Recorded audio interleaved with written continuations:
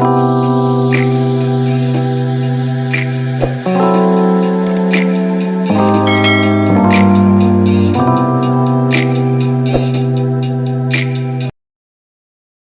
dear Sagittarius, and happy birthday. This is your birthday month. A few of you have already had birthdays at the end of November when the sun moved into your sign. And I am placing your sun, moon, or rising sign on your first house. So we're going to talk about what December of 2021 holds for you energetically, astrologically.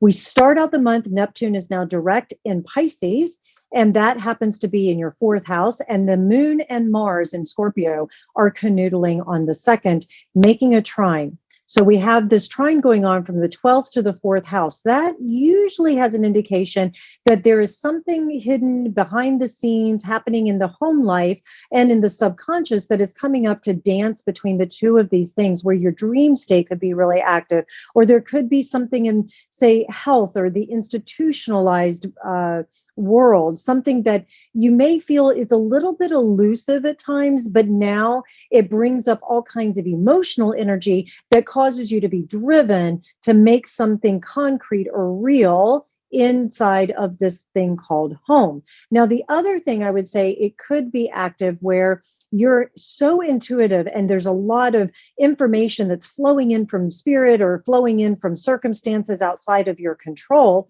that are allowing you to maybe communicate with your beloved if you're partnered with somebody, or if you're single, there could be some family or ancestral elderly folks, people in your life that you would consider to be home that can use your gifts. And I would say this can lead you to retreating and feeling very private right now as you are needing to find space to make sense of all the information and the healing. There's a lot of healing here that can also take place, especially as we have a final eclipse, a solar new moon eclipse in your sign.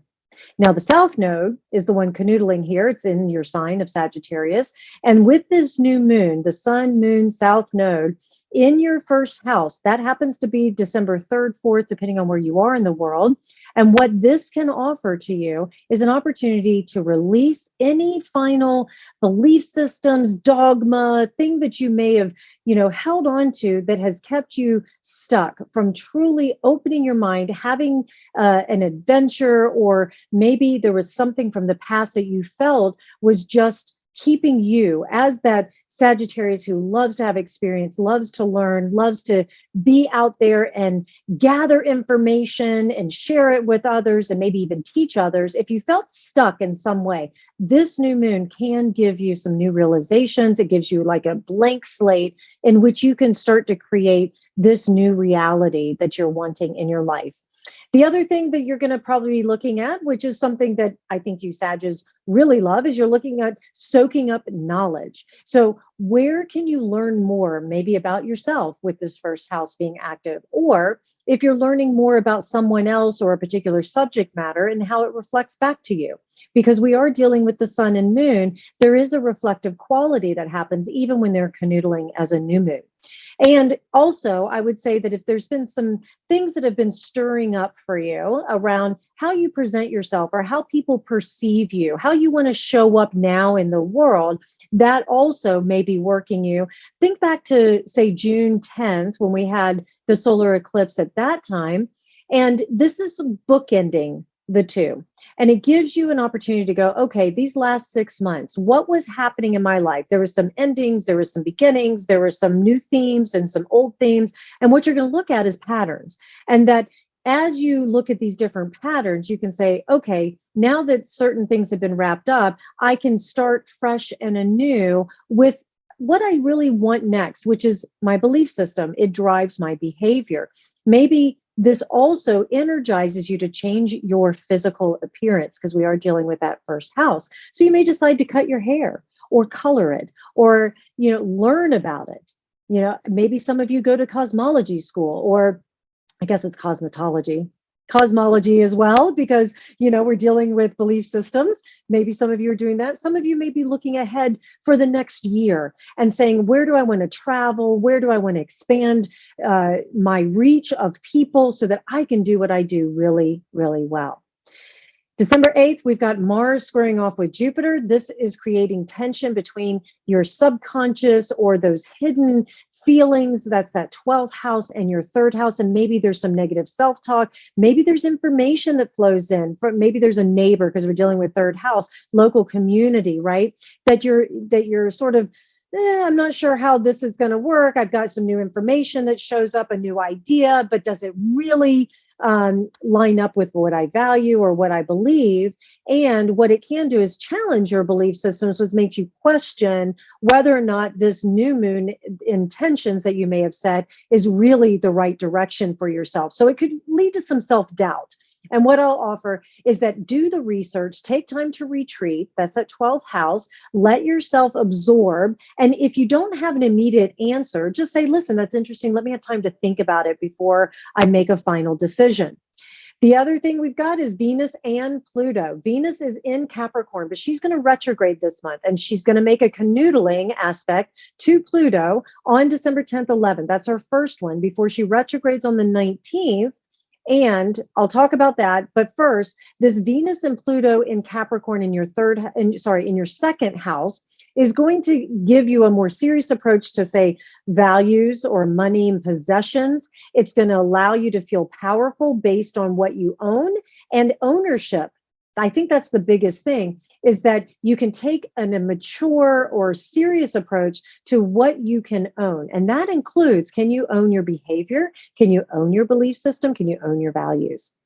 The other thing that I would offer is that you may take what you do for income, or what allows you to buy the things that help you feel physically secure, or let's say your self-esteem. You may start to do some self-improvement around that, and you may take that very seriously, or at least set the intention for it. And as the year finishes up, maybe you do a little research around who in a professional sense could help me with this, and you're going to maybe spend your money on it. That's something else that can be active at this time, because with Pluto, the bright side of Pluto is it can help us feel powerful. The dark side of Pluto is it helps us feel powerless. And so when we feel powerless, it can create insecurities, it can create fears and worries, but it can also have a resourcefulness to it with it being in Capricorn, because Venus wants to attract to us love, romance, relationships, money, that sort of thing. It's all about values, right? And with Pluto here, it can trigger your fears and insecurities around a relationship or around what you value. And if you're a coupled Sagittarius, what you can do is let your partner in. Be vulnerable and let them lean in on you and say, I'm owning this. This is that empowerment of ownership. I'm owning my insecurity. I'm owning my fear, and I'm facing it, because better the devil I know than the one I don't. And I'm talking about it, and I'm working together to come up with a solution. Again, if you don't have a partner that you can bounce this off with, you may be driven to find somebody, a professional, a friend, whatever it might be. Some of you may also, because this is second house, and we work with income simply because it allows you to have your physical world about you and to have those physical needs met, that some of you may receive a powerful position at this time. You may attract that. But with Venus retrograding on the 19th, and it's a full moon in your sign, you may still have some fears and doubts of whether or not you're making the right choices and decisions around the work that you do or what you value, because that first and seventh house on the 19th is activated. So it's like, who am I partnering with? Are they really the right reflection for me? Or it may be, I know what I want and I'm very clear, and now I can let go of any fears and insecurities because I'm now partnering with somebody who holds the same values that I have. And this doesn't have to just be romantic. This can also be in business, right? That some of you Sagittarius may actually decide to go into a partnership. Now, I will say this, with Venus retrograding on the 19th, it's not the best time to make firm commitments to that partnership or sign those contracts. But what you can do is you can take your time in exploring them and making sure that your values line up. If they don't, some of you Sagittarius who are in relationships, personal or professional, where the values don't line up, where you're just going in cross purposes, this is a time where you may acknowledge it you may not declare it, but you may at least acknowledge it and start to research and put some things in place that let you disengage from that particular relationship.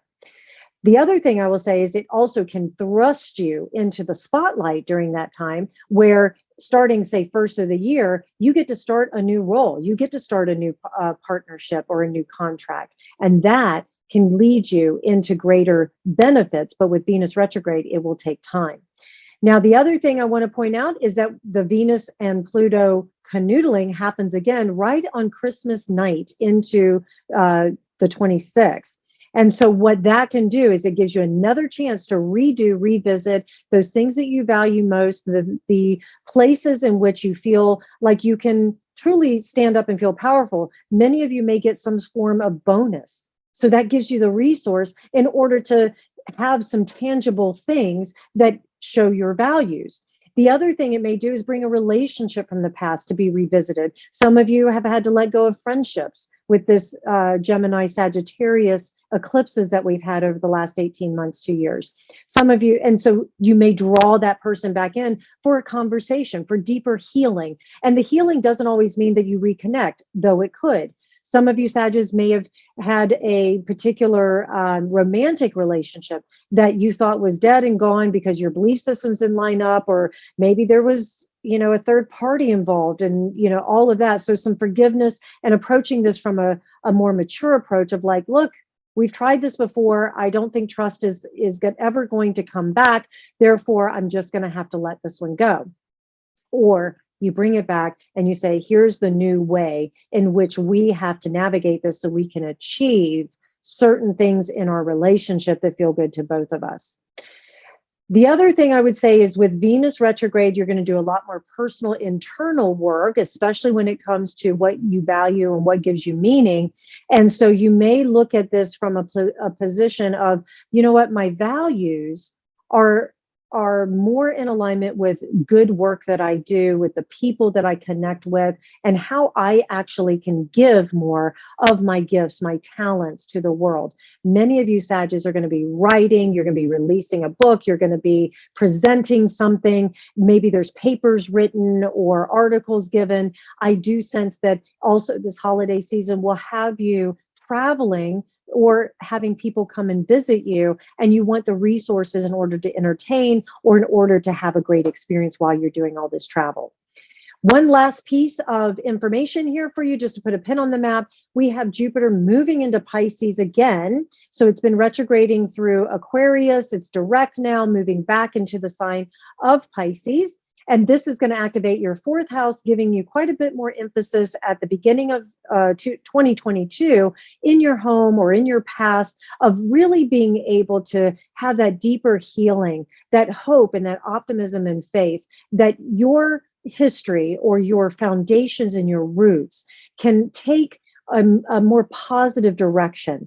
And that what you may find too, especially some of you Sagittarius who are planning on moving, is that you start forward thinking about, this is no longer my home. It's time for me to put plans in place for moving in a further direction, a whole new relocation, a whole new foundation for myself in the next couple of months in a year.